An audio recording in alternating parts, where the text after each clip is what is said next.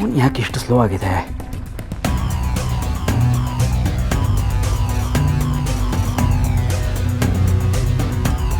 ಫೋಟೋಸ್ನ correct ಟೈಮ್ಗೆ organise ಮಾಡಿ delete ಮಾಡಬೇಕು.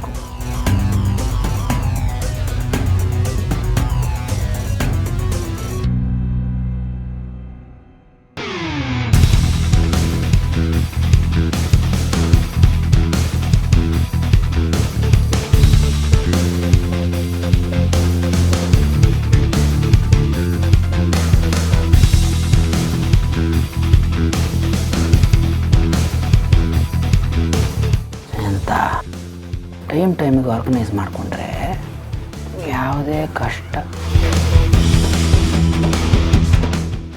ಇದೇನಿದು ಇಷ್ಟು ಮೆಮೊರಿ ಯೂಸ್ ಆಗಿದೆಯಲ್ಲ?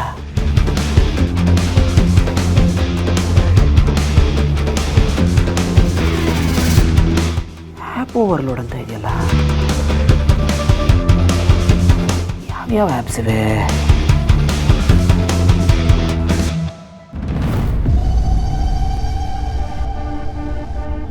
ಇದೇನಿದು ಲೈಫ್ ಟ್ರ್ಯಾಕಿಂಗ್ ಇದೆಯಾ?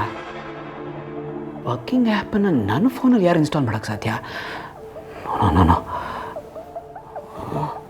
ಸೋರ್ಸ್ ಟ್ರೇಸ್ ಮಾಡಿದ್ರೆ ಹೇಗೆ? ಓಕೆ, ರಿಜಿಸ್ಟರ್ಡ್ ನಂಬರ್ ಯಾರಿಗೆ ನನ್ನ ಫೋನ್ ಆ್ಯಕ್ಸಸ್ ಇದೆ? 283.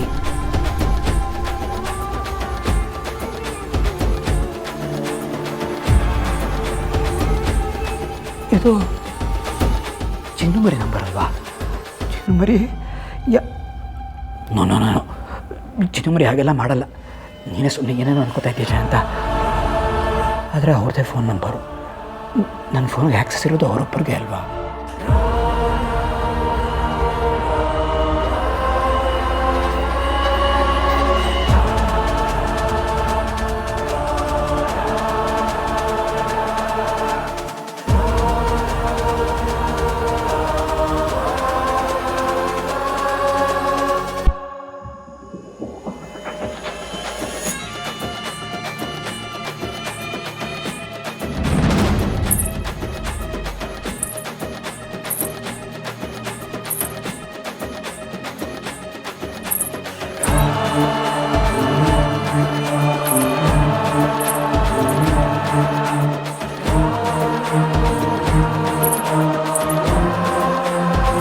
ಅಂದರೆ ರಾತ್ರಿಯಲ್ಲಿ ಹುಡುಗನ ವೇಷದಲ್ಲಿ ಹೋಗಿರೋದು ಜಾನ್ವಿ ಅವರ?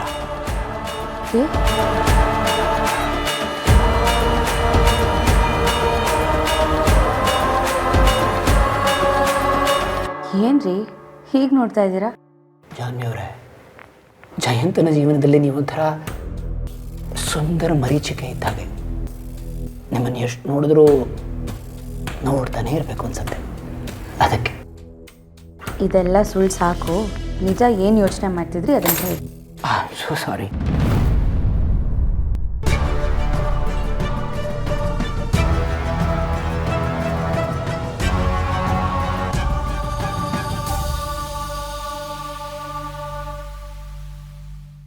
ಜಗತ್ತು ಎಷ್ಟು ವಿಚಿತ್ರ ಅಲ್ವಾ ಜಾನ್ವಿ ಅವರೇ? ಒಬ್ಬ ಮನುಷ್ಯ ಒಳ್ಳೆಯವನಾಗಿರ್ತೀನಿ ಅಂತ ಎಷ್ಟು ಪ್ರಯತ್ನ ಪಟ್ಟರು ಜಗತ್ತು ನನ್ನ ಒಳ್ಳೆಯವನಾಗಿರೋದಕ್ಕೆ ಬಿಡೋದೇ ಇಲ್ಲ.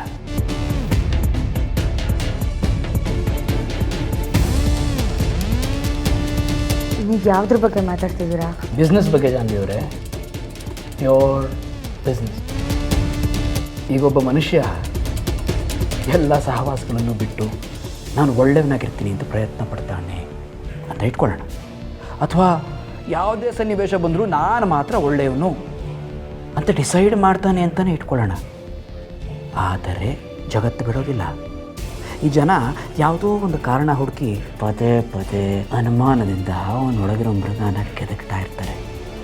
ಅರೆ ಜೋಪಾನ ಜಾನಿಯವರೇ, ಜೋಪಾನ. ಅನುಮಾನದಿಂದ ಚುಚ್ಚುತ್ತಾ ಇದ್ದರೆ ಮೃಗದ ಮುಖನ ನೋಡಲೇಬೇಕಾಗುತ್ತಲ್ವ ಜಾನ್ವಿಯವರೇ? ಕರ್ಣ ದ್ರೌಪದಿ ವಿಷಯದಲ್ಲಿ ಮಾಡಿದ್ದು ತಪ್ಪೆ. ಆದರೆ ಕರ್ಣದ ಹಿಂದಿನ ಜೀವನದ ಬಗ್ಗೆ ಯಾರೂ ಗಮನನೇ ಹರಿಸೋದಿಲ್ಲ. ಅವನು ಒಳ್ಳೆಯ ಗುಣಗಳ ಬಗ್ಗೆ ಅಂತೂ ಯಾರಿಗೂ ಲೆಕ್ಕನೇ ಇಲ್ಲ. ಅದಕ್ಕೆ ನೀವು ಎಷ್ಟೇ ಒಳ್ಳೆಯವರಾಗಿದ್ದರೂ ಒಂದು ತಪ್ಪು ಮಾಡಿದ್ರೆ ಆ ಒಳ್ಳೆತನ ಮುಚ್ಚಾಕ್ಬಿಡುತ್ತೆ ಅಂತ. ಯಾವಾಗಲೂ ಒಳ್ಳೆಯವರಾಗೇ ಇರಬೇಕು ಅಂತ. ಯಾವಾಗಲೂ ಒಳ್ಳೆಯವರಾಗಿರೋದು ನೈಸ್ ಐಡಿಯಾ. ಆದರೆ ಒಂದು ಅಬ್ಸರ್ವ್ ಮಾಡಿದ್ದೀರಾ, ತಪ್ಪು ಅದೇ ಇದ್ರೂ ಶಿಕ್ಷೆ ಮಾತ್ರ ಬೇರೆ ಬೇರೆ. ದೇವರು ಅದೇ ತಪ್ಪು ಮಾಡಿದ್ರೆ ನ್ಯಾಯ ಬೇರೆ, ರಾಕ್ಷಸ ಅದೇ ತಪ್ಪು ಮಾಡಿದ್ರೆ ನ್ಯಾಯ ಬೇರೆ. ಆದರೆ ನಾವು ಮನುಷ್ಯ ಮಾತ್ರದವರು ಜಾನ್ವಿಯವರೇ. ತಪ್ಪು ಮಾಡೋದು ಸಹಜ, ಆದರೆ ತಪ್ಪನ್ನು ಒಪ್ಕೊಂಡು ಶರಣಾದಾಗ ಕ್ಷಮಿಸೋದು ಮುಖ್ಯ, ಅನುಮಾನದಿಂದ ಚುಚ್ಚೋದಲ್ಲ.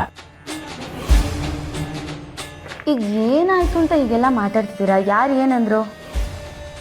ಅದನ್ನು ಹೇಳೋ ಉಪಯೋಗ ಇಲ್ಲ ಬಿಡಿ. ನಿಮ್ಮ ಪ್ರಕಾರ ನೀವು ಕರೆಕ್ಟಾಗಿದ್ದೀರಾ ಅಲ್ವಾ? ಹಾಗಿದ್ಮೇಲೆ ಬೇರೆ ಯಾರೋ ಏನೋ ಅಂದರು ಅಂತ ಯಾಕೆ ಕೋಪ ಮಾಡ್ಕೊತಿದ್ದೀರಾ? ಹಾಗೆಲ್ಲ ಸುಮ್ಮನೆ ಕೋಪ ಮಾಡ್ಕೋಬಾರ್ದು. ಹಾಗಾದರೆ ನಾನೇ ಸರಿ ಇಲ್ಲ ಅಂತ ಹೇಳ್ತಾ ಇದ್ದೀರಾ? ಅಯ್ಯೋ, ನಾನು ಎಲ್ಲಿ ಹಾಗೆ ಹೇಳಿದೆ, ಕೋಪ ಮಾಡ್ಕೋಬೇಡಿ ಅಂತ ಹೇಳಿದೆ ಅಷ್ಟೆ. ಸರಿ ಬಿಟ್ಟಾಗಿ ಬನ್ನಿ, ತಿಂಡಿ ಮಾಡೋರಂತೆ.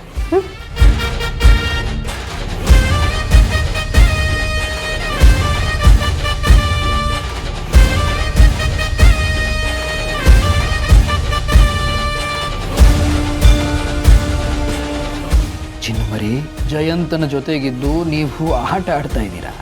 ಇದೆಲ್ಲ ನನಗೆ ಗೊತ್ತಾಗಲ್ಲ ಅಂತ ನೀವು ತಿಳ್ಕೊಂಡಿದ್ದೀರಾ. ಆದರೆ ಜಯಂತನಿಗೆ ಎಲ್ಲ ಗೊತ್ತಾಗುತ್ತೆ. ಆದರೂ ನೀವು ಯಾಕೆ ಅಲ್ಲಿಗೆ ಹೋಗಿದ್ರಿ? ನಿಮ್ಮ ಜೊತೆ ಬಂದ ಆ ಮನುಷ್ಯ ಯಾರು? ಇದನ್ನೆಲ್ಲ ತಿಳ್ಕೋವರೆಗೂ ನಾನು ಸುಮ್ಮನೆ ಇರೋದಿಲ್ಲ.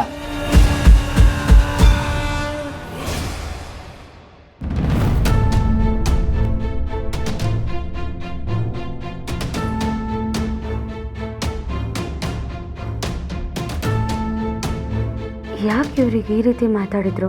ಅವ್ರು ಮಾತಾಡೋದು ನೋಡಿದ್ರೆ ನನಗೆ ಹೇಳ್ದಾಗಿತ್ತು. ನಿಜವಾಗ್ಲೂ ನನಗೆ ಹೇಳಿದ್ರ ಅಥವಾ ಬಿಸ್ನೆಸ್ಸಲ್ಲಿ ಯಾರಿಗಾದ್ರೂ ಹೇಳಿದ? ನಂಬಿಕೆ ಬದಲಾವಣೆ ಬಗ್ಗೆ ಮಾತಾಡೋದು ನೋಡಿದ್ರೆ ನನ್ನ ಮೇಲೆ ಏನಾದರೂ ಅನುಮಾನ ಬಂದಿದ್ಯಾ? ಚಾನ್ಸೇ ಇಲ್ಲ. ಯಾಕಂದರೆ ನಾನು ಅವ್ರನ್ನ ಫಾಲೋ ಮಾಡ್ತಿರೋದು ಅವ್ರಿಗೆ ಗೊತ್ತೇ ಇಲ್ಲ. ರಾತ್ರಿ ಆ ಗೋಡೌನ್ ಹತ್ರ ಹೋಗಿರೋದು ಗೊತ್ತಿಲ್ಲ. ಹಾಗಿದ್ಮೇಲೆ ಬಿಸ್ನೆಸ್ಸಲ್ಲಿ ಏನೋ ಆಗಿರಬೇಕು. ಅದಕ್ಕೆ ಹೀಗೆಲ್ಲ ಮಾತಾಡ್ತಿದ್ದಾರೆ ಅನ್ನಿಸ್ತಿದೆ. ರಾತ್ರಿ ಅಂತೂ ಅಮ್ಮನ್ನ ಬಿಡಿಸ್ಕೊಂಡು ಬರೋದಕ್ಕಾಗಲೇ ಇಲ್ಲ. ಈಗ ಹೋಗಿ ವೆಂಕಣ್ಣ ನಮ್ಮನ್ನ ಕರ್ಕೊಂಡು ಬರಲೇಬೇಕು.